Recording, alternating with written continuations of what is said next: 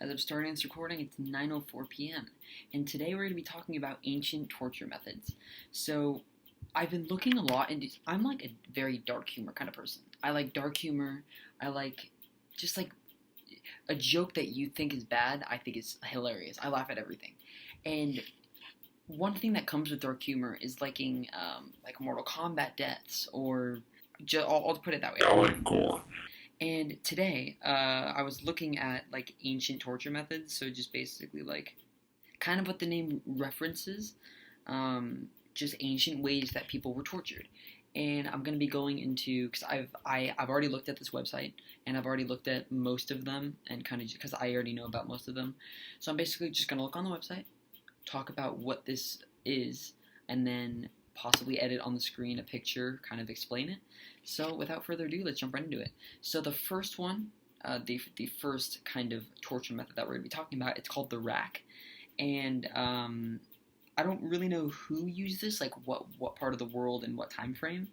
I want to say it was 1600s, 1700s, before like mechanical torture was created. So like torches or like just like a manned machine, like wooden gears, and somebody's turning it. And what this goes into is this torture method. It basically straps a victim in.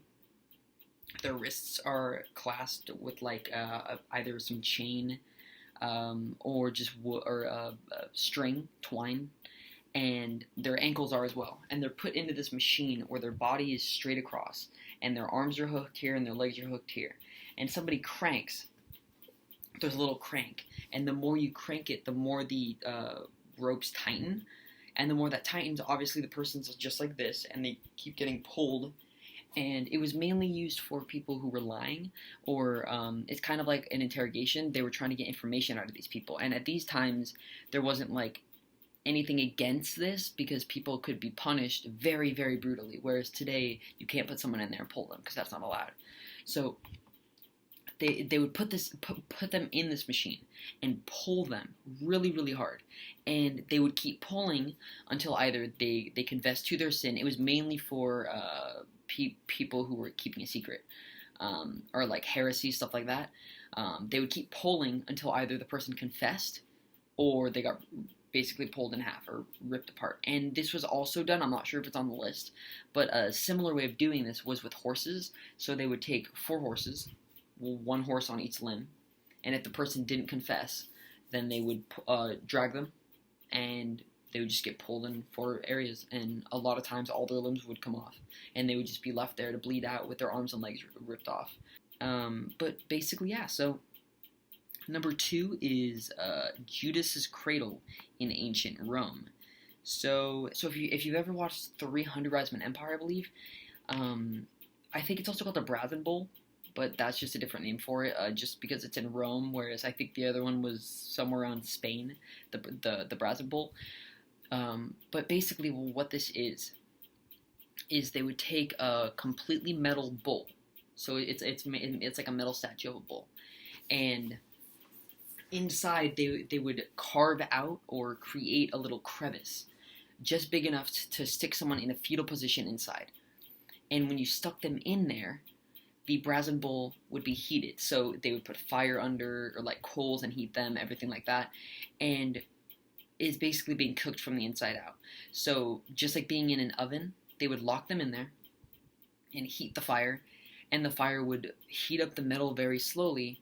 And because you're in a fetal position and you can't move, your skin on the outside of your body would just cook. The most brutal thing about this is it wasn't very deadly. And usually people died either from asphyxiation because they were closed in there, and all the smoke going around the bowl would seep inside and cause them to not be able to breathe. But that was mainly the death. So they would sit there for sometimes like a half an hour, I would say at most, and just be practically cooking. And all their skin would just be seared, and it would go down to the bone, and then start burning the bone, and they would just have to sit there and take it. And a lot of times, the reason why they were put in a fetal position is because their head was the safest. It was put in a safe place. So while their whole body's being burned, the most important part, the brain, was being preserved. So their eyes were open, they could hear, they could taste, and everything like that. And it made all your senses would light up because of the pain. So I would say that's one of the most brutal mainly because it just takes so long, and there's no way to. Whereas for the chain or the cradle, I think is what it was called, when they're pulling you. For me, I would just be like, nah, I'm gonna confess, I don't care. But for that, as soon as you're in there, like even if you say stuff, they don't care because the metal's too hot and they can't get you out anyway. So the next one is Heretic's Fork. So this was in Spain, and it was used same as the cradle. It was used for confessions. So what this device was, I'll put it on the screen, and what it was a kind of like flower, I would say. And from what I've been reading, it would be put on your breastbone right here, so it would be set right here, and it would be set right here as well. And whereas this wasn't really for killing someone, it was mainly for if you're stuck like this, you can't your head's stuck like this, so you can't really speak. Mainly because it wasn't really like on your chin, it was more like in your throat, and it was pressing really hard. So your head would be upright. You wouldn't be able to speak, but like if you mumbled, they would take it off and have you speak. And if you're stuck like this, it was very hard to fall asleep. So for 2 to 3 days at a time, they would be stuck like that, and they wouldn't be able to sleep. And usually, like, there'd be someone else in bed there doing other sorts of things to, like, while they're just sitting there helpless and they can't do anything, they would, like, just torture them more.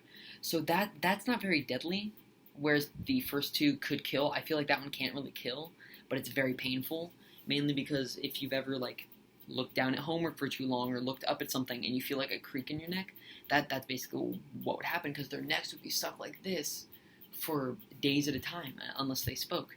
So it's mainly just like I would say something close to it is the Chinese water torture, which is basically they would strap someone down and drop water right on the same spot in the head. And there's nobody really knows why, but it caused people to go insane, because if someone, it would be kind of like, if you want to, take your arm out and just poke it over and over in the same spot, or have someone else do it, like, while you're sitting, and eventually you're like, stop, like, it's starting to hurt for some reason. It's kind of like that. And they would drop a drop of water in the same spot for, like, days sometimes. So, I don't know, that sounds pretty bad to me. A lot of these sound terrible, like, I don't know why I'm just trying to single out one, they're all really bad. Alright, so the choke pear. This was for liars, for homosexuals, and for women. Specifically. I mean, it was like, this was their torture method. And what the choke pear did is it would be inserted into a woman's private parts, into the anus, or into the mouth. And it's shaped like a flower. And I made a mistake on the last one, so I want to just point out it's not shaped like a flower. I need to find a picture of it, so it'll probably be on screen. Sorry if I, didn't talk about that correctly, but this one is shaped like a flower. It's shaped like this, but all the petals are closed. There are usually 5 to 6 petals. And just to kind of imagine, it would go into the mouth, and the mouth would be open, or the private parts of a woman, or the anus of a man who was gay or homosexual, and they would crank it, and it would slowly open. And because it was like metal and everything, if your mouth was open, it would break your jaw. If it was inside of a woman, I'm not going to try to explain, because you can already figure it out. And same thing with the anus. So essentially, wouldn't kill you, but if you, a lot of these are like branding you. So if you saw someone and their jaw was broken and they couldn't speak, you would know that they were a liar. So people would stay away from them. Kind of like leprosy during the time of Jesus. People were like, get that leper away from me, because I don't want to get infected, because they didn't really realize that it wasn't that, like, it didn't spread that easily. It was only spread by blood, but they didn't know that. And because of the looks, they would stay away. Same thing with this. If you had a woman who, was disformed down there, or a man who had his butt was messed up, or you had a woman or a man with their mouth just ripped open, you would know why. And yes, it would sometimes kill, like, blood loss, but a lot of times it was only meant to brand them. And I feel like that's also really bad as well. Anyway, this is the next one. So I already know about this one. It's rat torture, possibly in Britain. And there's multiple ways of doing this. I believe in different parts of the world they would do different things. But the one that I know of is they would take a rat, and they would stick it, like, either on your chest or usually around the stomach area, so you would feel more pain, whereas if it was in the chest, it would go for the heart. I'll explain. So they would put a rat on your stomach, and they would put like a glass or just like a bowl on top of the rat. And when the rat figured out it couldn't get out of the bowl, or the bowl, it would decide to burrow into the human, or into whatever was under it, usually a human, and crawl inside of them and basically eat them alive, and sometimes burrow out as well. And it depended on what the rat did, because obviously humans can't control rats, but sometimes the rats would go straight in and then out, and it would just be this open wound that they would leave. Sometimes it would go in and like gnaw at the heart, or it would go for organs, or it would even like crawl up here, like around the neck, and kind of gnaw out of the neck. But it would literally be being eaten alive. If the rat didn't cooperate, what they would usually do is heat the top of the bowl, or whatever was on top of the person, so the rat was forced to claw, and it would basically gnaw itself into the stomach, and then gnaw around inside, and then basically claw its way out. And if it didn't get clawed out, then usually they would, I don't know, just leave it in there to burrow. But I mean, if a lot of these, I can't fathom the pain that would be induced by these torture methods, because we don't know that kind of pain anymore. The closest thing I find to pain is like if I'm running and I scrape my knee, that's pretty bad, like it's pretty bad. But then you think about getting gnawed through the chest by a rat and eaten alive. Or sometimes what they would do as well is do the same thing, except stick a bowl over the person's head, stick 4 or 5 rats in there, and then either make them hungry or leave them in there for a couple of days where they would just get hungry and start eating the person. Or they would apply heat as well, which would not only heat the person, but also make the rats like, oh no, I need to get away, and then they would go into the face. So whether that would be through the mouth, and like into the mouth and down the esophagus, or into the mouth and like through anywhere, or in the cheeks, or gnawing at the ears, or the eyes, especially since the eyes, they would gnaw the eyes out and try and crawl in there, or like noses, just like any kind of hole you would have, they would go for it. I think that's brutal, because you can't expect anything. It's just a rat gnawing itself into you. So I don't know. Let's move on to the next one. Crucifixion for the pre-Roman culture. Picture here, possibly, hopefully, I don't know. Let's see if I can edit it in. But crucifixion, I think this is the more common way of torture in like earlier times. And what people would basically do, if you don't know, is they would take a piece of wood, usually covered in splinters. It wouldn't be like smoothed down, and probably used over and over, so like blood covered in it. It would be covered in like feces and all this crap. And they would take 2 pieces of wood, one like this and one like this. And when they would do that, they would strap the person, whether it be, it was for all crimes really. Jesus of Nazareth was nailed to a cross. And what they would do is they would put a person with their arms stretched out to the wood vertical, and for the horizontal, their feet would be set like this, and a nail would be going into the foot and usually into the hand. And some people say it went into the middle of the hand, but for a lot of people we know, or for scientists, because I've watched videos on it, don't ask me why, and if the nail went in here, with all the weight they'd be putting on their hands, it would rip out probably around this area, because there's no bone to stop it. So what would probably happen is being nailed like right here. So where it would go straight in, because you have a bone that stretches like that, and if you put it right in the middle of the wrist, it would go in and stay. So they would be nailed like this, and then for the feet, it would just be going straight into the middle of it, and they'd be left there. And this is kind of like the Brazen Bull, or the Judas, whatever it was called, I don't remember, where it would be a slow death, because multiple things could happen. You could be put up there and bleed to death. You could be put up there and they would prong you with spears, or they would cover you in something and birds would come and eat you, or especially if it was really hot out and you started to like practically rot alive, then the vultures would land on you, start eating you, and you couldn't fight because your arms and legs were bound. And then also it was humiliating because a lot of times they were naked. There would be people around them just kind of watching and throwing stuff at them, throwing rocks, just like cursing at them. And then there would also be times where like it'd be raining or it'd be freezing cold, and they would just be stuck out there shivering. And every time they moved, they could just feel the nail moving in their arm, and it was just brutal. Like, I'm trying to think, in my opinion, which is worse, being stuck in practically cooking alive, or being nailed and bound by a nail to a cross and just left there to die. I think the longer it would take, the worse it would be. But honestly, I can't really say what's the worst because all of these are terrible.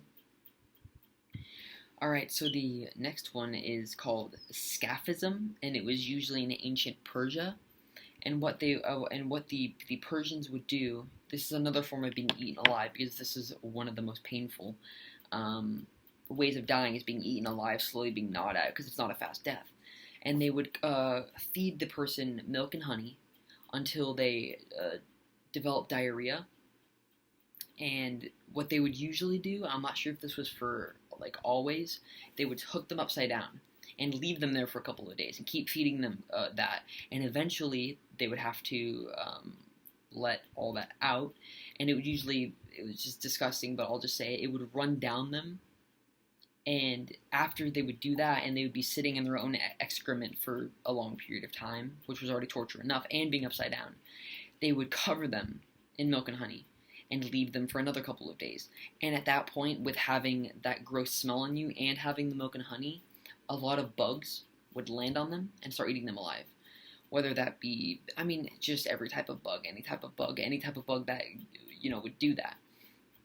And they would slowly basically be eaten by bacteria and eaten by bugs, and it was very slow, very painful. If you've ever stepped on like an anthill and you got a little ant on your foot, got bit like once or twice, imagine that, but like times 400,000 all across your body, no matter where it is, and like in your ears and your nose and your mouth, just everything you could think of.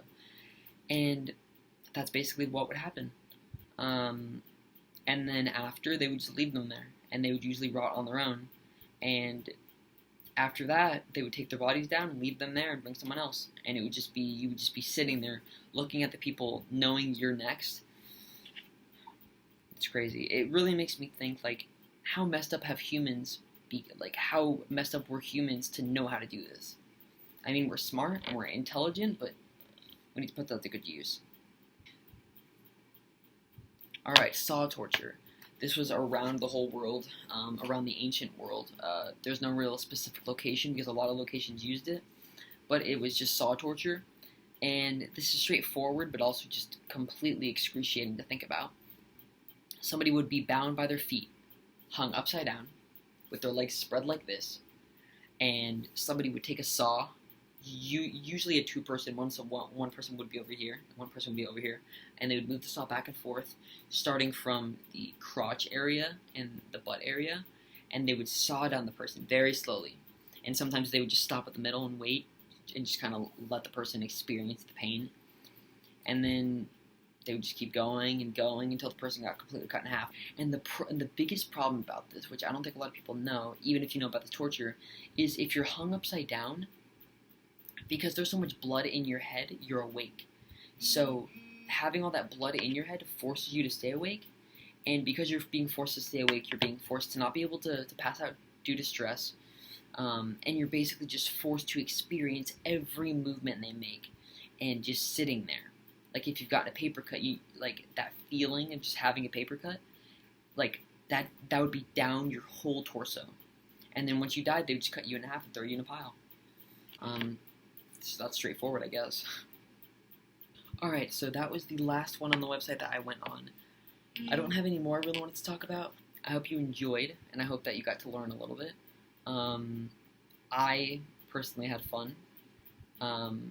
Even though this is... I think at the end of the day, the reason why this doesn't bother me, or it does bother me, but the reason why I find a little bit of enjoyment out of knowing this is because it's history, and this is something that did happen. This is something that is part of our history, and it's good to know because we need to learn from this. If you could just think about knowing how much pain they were in, you're going to say, no, I'm not going to do that because I don't want me to be in pain and I don't want anyone else to be in that much pain. So just think about that. The next time you scrape your knee, just think about that before you start crying. But anyway, thank you for watching. I hope you enjoyed. Leave a like or subscribe if you are new, and if you've made it this far, thank you. Comment Blueberry if you made it this far. And I will see you guys in the next video.